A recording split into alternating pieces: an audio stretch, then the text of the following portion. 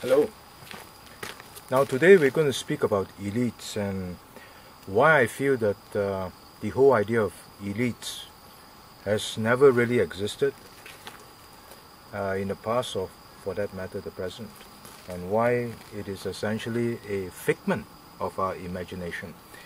Now this idea may seem strange to you, it may even seem alien, or it may even seem incomprehensible, but do bear me out because this is a very interesting sharing.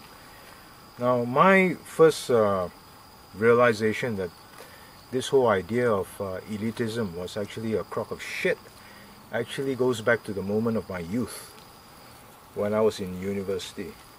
Now in university there was a speed club, and this was a group of people who believed that they were anointed to rule over others, and the speed club was actually a very big affair in my university. Everybody wanted to get into it, and the reason was because it had its own mess hall, it had its own house, and this house had all the accoutrements of privilege. You could eat 5 meals a day, for example. It even had an ice cream counter, and it had a smoking room that was appointed with cut crystal, with Persian rugs and works of art. And from what I could see, basically it was a place where a lot of young people were trying to pretend as if they were about 70 or 80 years older.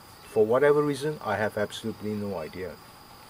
Now, the reason why I was nominated to be a member of the speed club was because in university I was very well dressed. I went to lectures in a double-breasted black suit. I wore a black satin tie.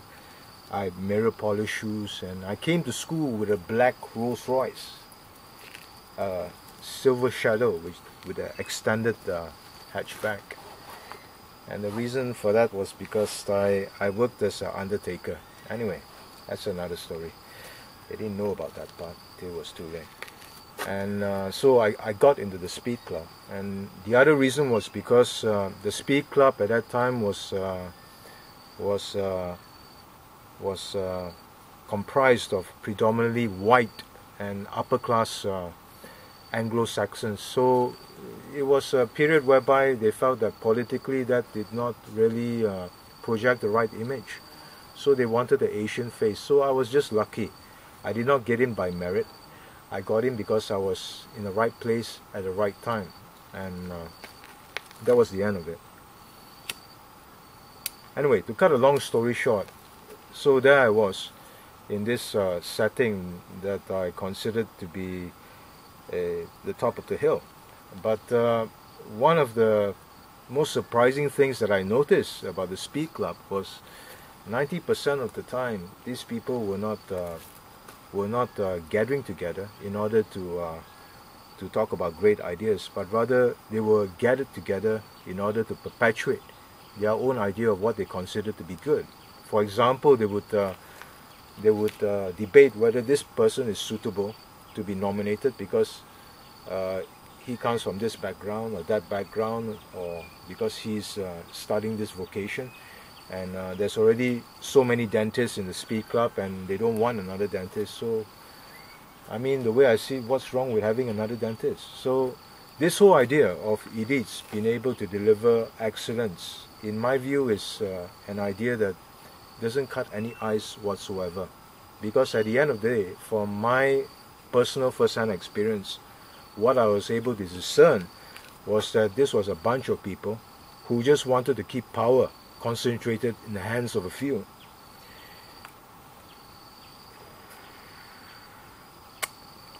And I think that this is a very good starting point.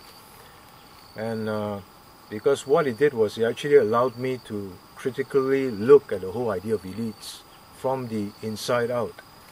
And ever since then, when you talk to me about elites, whether they are scholars or whether they are people who have a pedigree education, or whether people who the state considers to be the right stuff, I'm always skeptical about this whole appellation. I don't buy into it because I feel that it doesn't have the capability to withstand the rigor of intellectual examination. And if you think about it, the whole idea of elite education, especially one endorsed by the government or sponsored by the government, is an idea that can only gain currency in Singapore.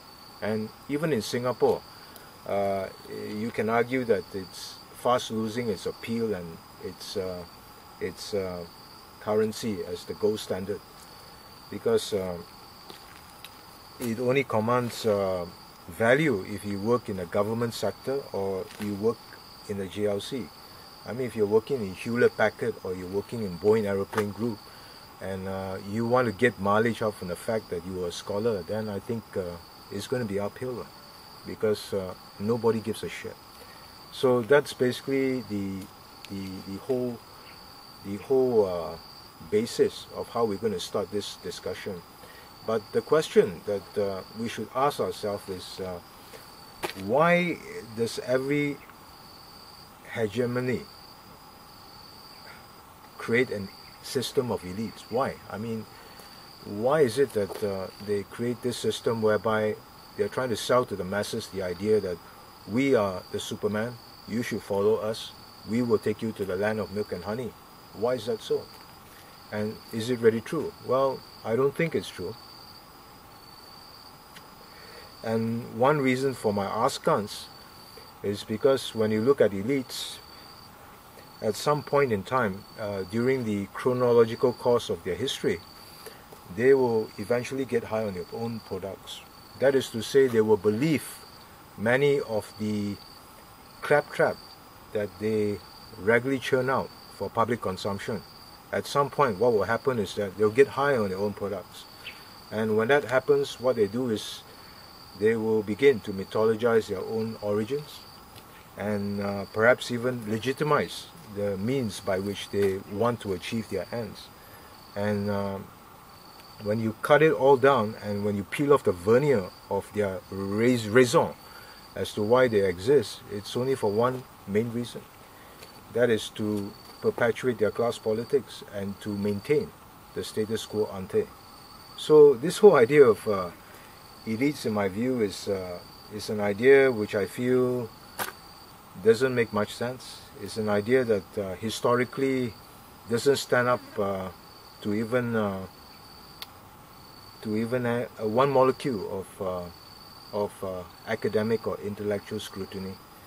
Because when you look back at the history of elites, they don't have a very good record of delivering the good life.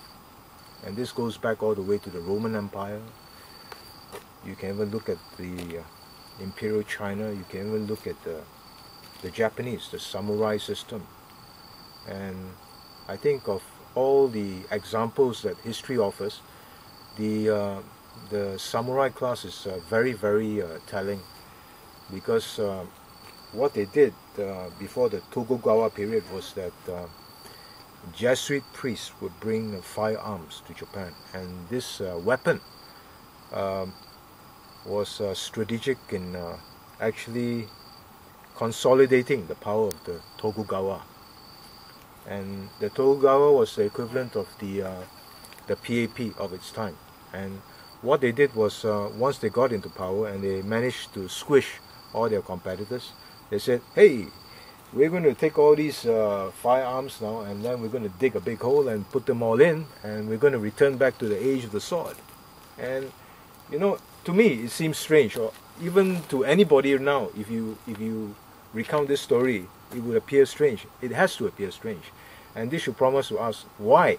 And the reason for that is because, I mean, it doesn't take a lot of skill to actually bring down a nobleman with a firearm. You could even be a flat-footed peasant, cross-eyed, and you could bring down a samurai.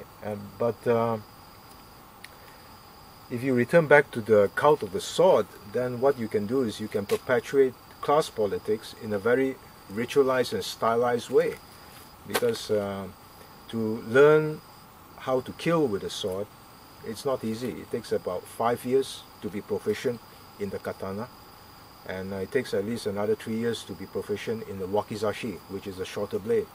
So in this grotesque manner, in this very stylized manner, the samurais were able to not only perpetuate their class politics, but also to consolidate their hold on power. And when we superimpose this understanding that history offers us to the Singapore story of how we are so fascinated with the whole idea of elites, then I'm sure you can connect the dots. And I hope you do so.